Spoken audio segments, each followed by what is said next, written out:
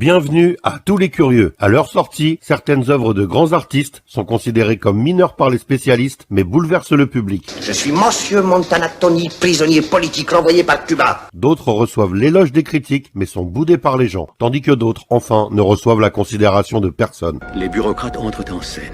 Elles peuvent être réévaluées plus tard. Messieurs, bienvenue au Fight Club. Ou ne connaîtront tout simplement jamais cette chance. C'est ce qui pourrait arriver au film dont je vais vous parler, alors qu'il s'agit d'une pépite méconnue de son auteur, sous-estimée par la critique de l'époque, mais heureusement largement réévaluée depuis par tous ceux qui l'ont vu. Ça vaut le coup de sauver des gosses. Il est donc important que le public connaisse ce film, car il n'a pas eu à sa sortie le coup de projecteur nécessaire à toutes les grandes œuvres pour perdurer dans les mémoires collectives et ne bénéficie toujours pas du traitement médiatique qu'il mérite, alors qu'il s'agit d'un authentique chef-d'œuvre de son auteur. C'est pour ça qu'aujourd'hui je vous fais découvrir The Outsiders.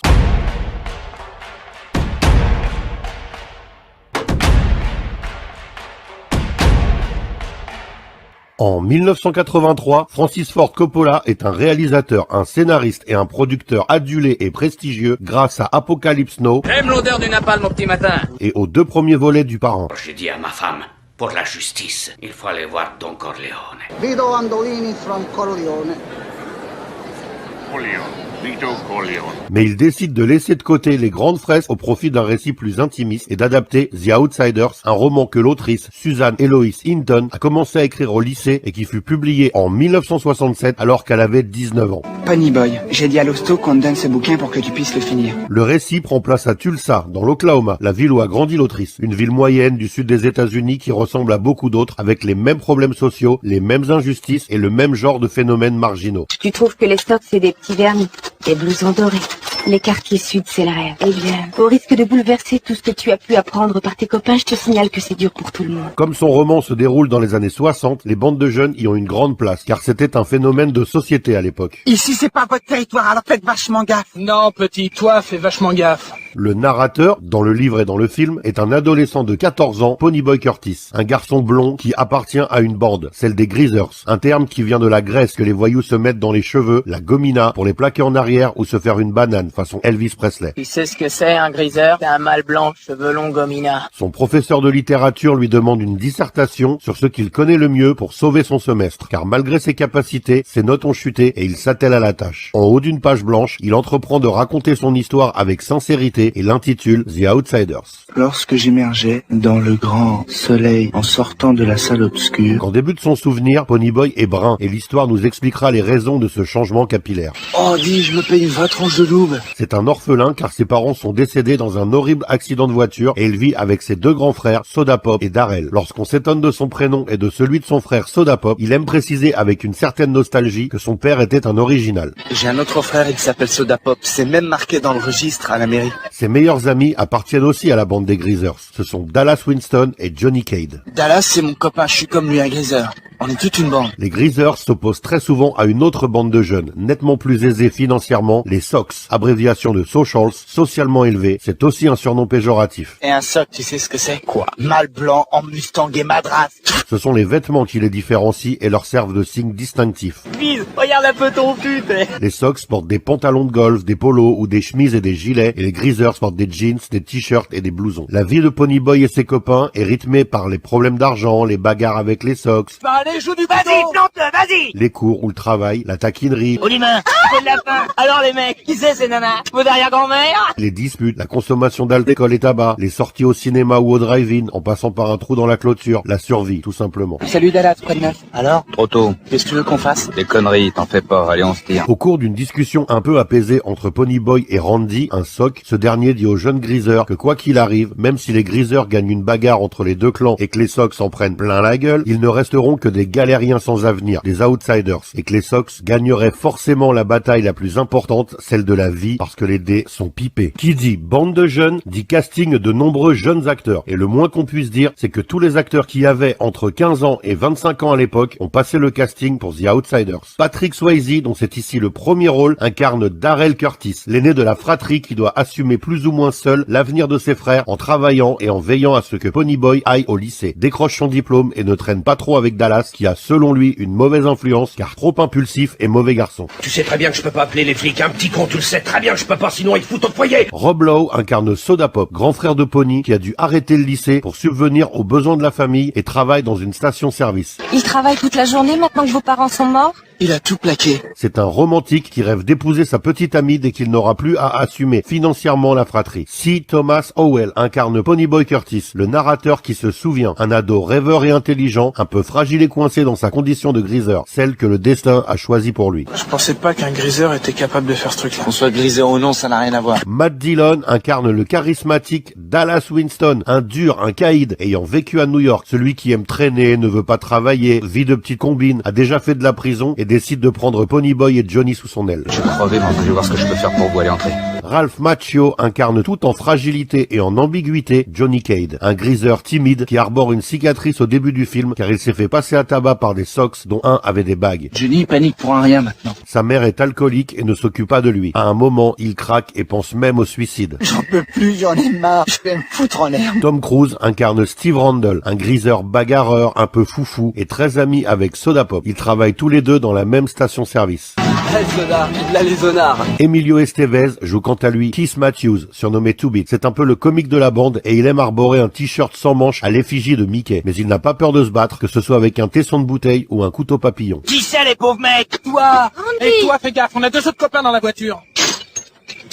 Dur pour eux. Diane Lane incarne Cheryl Valence, surnommée Chérie, cerise en français, à cause de ses cheveux roux. Mes copains m'appellent Cerise parce que je suis rousse. C'est une soque par sa condition, mais cette histoire de gang la dépasse et elle se lie d'amitié avec Ponyboy, tout en craquant physiquement sur Dallas. Et j'ai pas très envie de revoir Dallas, tu sais, parce que je pourrais tomber amoureuse. Sofia Coppola, fille de réalisateur et future réalisatrice de Virgin Suicide et Lost in Translation, fait un caméo dans le rôle de la petite fille aux couettes qui demande avec insistance de l'argent à Dallas, Ponyboy et Johnny. Non, j'ai rien, j'ai pas un flèche. C'est vrai ça? Bon, s'il te plaît, lâche-moi, on n'a pas la tête à ça. Casse-toi, merde!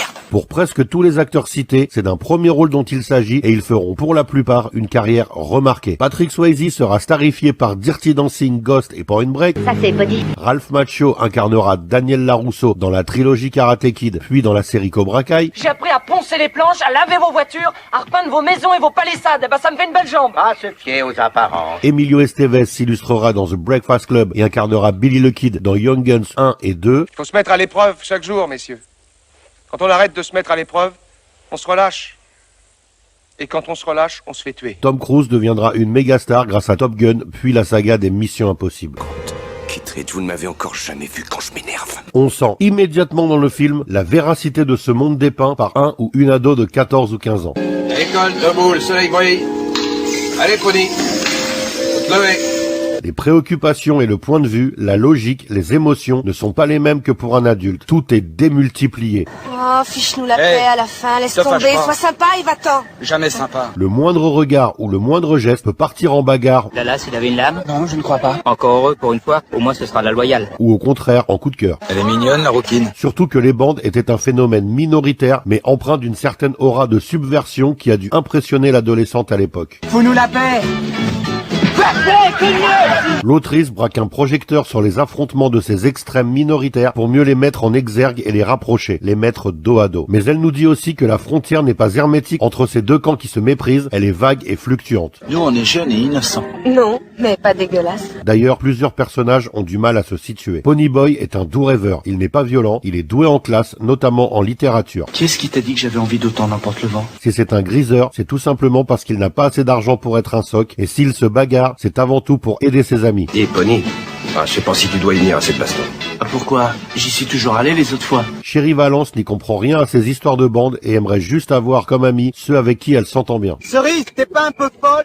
T'es avec eux maintenant? Darrell, quant à lui, est un griseur, mais les choses auraient pu en décider autrement car il était doué pour le football et avait même droit à une bourse scolaire. Mais la mort de ses parents l'a forcé à abandonner ses rêves et ce pourquoi il était doué, pour assumer sa famille et faire vivre ses petits frères afin qu'ils n'aillent pas en foyer et qu'ils restent unis. Parle-moi de il est sauvage et tête brûlée comme Soda ou rêveur comme toi? C'est autre chose que Soda et autre chose que moi. Dallas Winston fait ces figures d'archétype dans cette zone floue, car il soutient Johnny et Ponyboy quand ils ont des ennuis graves alors qu'il sort de prison et doit rester sous les radars de la police. Mais cela ne l'empêche pas d'être violent, d'intimider des enfants juste pour rire. Je vous ai permis de jouer sur mon gazon là, alors pourquoi vous êtes là? Et de draguer lourdement Chérie au drive-in. Est-ce que tu es vraiment une rousse? T'es en vrai? Qui c'est qui me dit que t'es une rousse, une vraie rouquine? Johnny Cage, lui, est un timide, très renfermé depuis qu'il s'est fait passer à tabac par les Sox. Ça doit bien exister un bled où il n'y a pas de bande de griseurs ou de socs. On suit ces losers, ces outsiders, c'est-à-dire ceux sur qui personne ne parie dans leur vie quotidienne. Ça a foiré parce qu'on est des griseurs. Et cela est parfois drôle,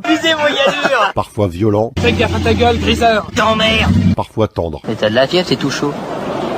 Ça va, ça va. C'est une chronique de la vie plus ou moins ordinaire qui va prendre un tournant dramatique. Regarde ce qui s'amène. Là, on est sur notre territoire. Je parie que le soleil nous cherche. Je sais pas, mais je le sens. Là commence une fuite en avant, une aventure à la fois latente, violente, sous-jacente, mais soudaine par sa portée, inextricable et inévitable vu la rivalité entre les deux bandes. Surtout que Bob, le fiancé de Chérie, est celui qui a causé la balafre à Johnny. Celui-là, c'est mon mec au bague. Mais c'est dans ce genre de situation qu'on voit les vrais amis sur qui l'on peut s'appuyer, ainsi que la vraie valeur des individus, au-delà de tout passif et de toute condition sociale. On parle de toi en première page.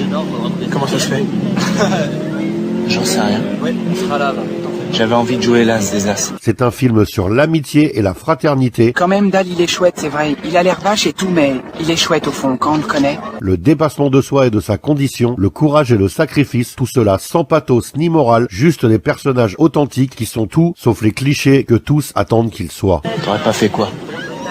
Je les aurais jamais sauvés, ces gosses. À sa sortie, The Outsiders est un petit film du grand Coppola et il ne fait pas grand bruit, d'autant que le casting est composé d'inconnus et que le sujet se révèle très terre à terre pour les Américains, voire démodé. De plus, un autre facteur jouant en sa défaveur, la sortie peu de temps après d'un autre film du même réalisateur, inspiré du même auteur et se déroulant également à Tulsa dans les années 60 dans l'univers des gangs rivaux, Rusty James. Hey, Rusty James.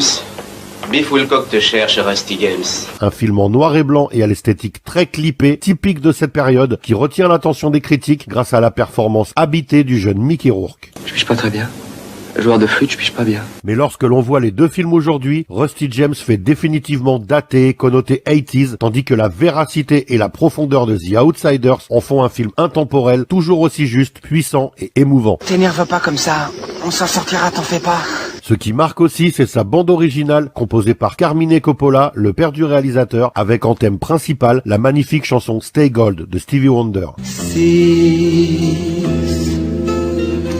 Elle sert de générique d'ouverture et de générique de fin. Elle ouvre et ponctue le film pour boucler la boucle. Cette chanson, dont le titre se traduit par « Reste de l'or », symbolise tout le message du film et reprend notamment le conseil que Johnny donne à son meilleur ami Ponyboy. Tu vois, la façon de regarder le soleil se coucher, c'est de l'or. Continue comme ça, tu as fait le bon choix. Cette réplique « Stay Gold, Ponyboy » a été reprise dans de nombreuses séries et de nombreux films de façon parodique ou nostalgique lorsqu'un personnage souhaite dire à un ami de ne pas changer.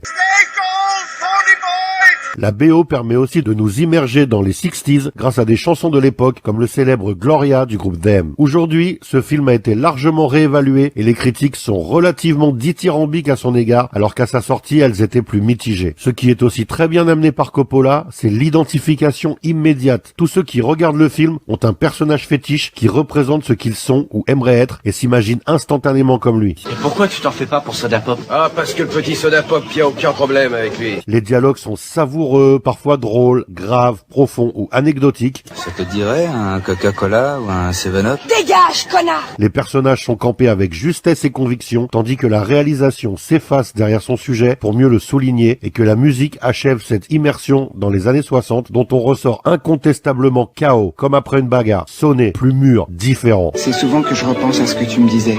Au poème, tu te souviens? En 2005, Francis Ford Coppola propose une nouvelle version du film, plus longue de 22 minutes, mais avec 3 scènes en moins, qui rend le film plus proche du roman d'origine. Le plus grand changement a lieu à la fin. Dans la version cinéma, le spectateur assistait à une fin tragique, injuste et désabusée, comme la vie des Greasers. Alors que la version longue proposait un final plus juste, plus positif, où l'espoir est permis. L'accusé est déclaré non coupable et je confie sa garde à son frère aîné, Darrell. On découvre aussi les raisons réelles qui poussent Ponyboy à écrire cette dissertation. Ponyboy, Bonjour, monsieur Symes. je voudrais te parler de tes résultats. Ouais, c'est pas terrible. C'est même franchement catastrophique.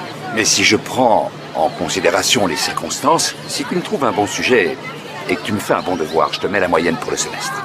Parle de choses vécues, ce sera parfait. Hélas, Coppola remplace la musique de son père par des standards de l'époque et cela rend le film un peu moins touchant. Mais ce film reste un must absolu à voir absolument. Foncez découvrir The Outsider si vous ne l'avez jamais vu. N'hésitez pas à liker si vous avez aimé, à laisser des commentaires et à vous abonner pour soutenir la chaîne. À bientôt pour une nouvelle découverte. Soyez curieux.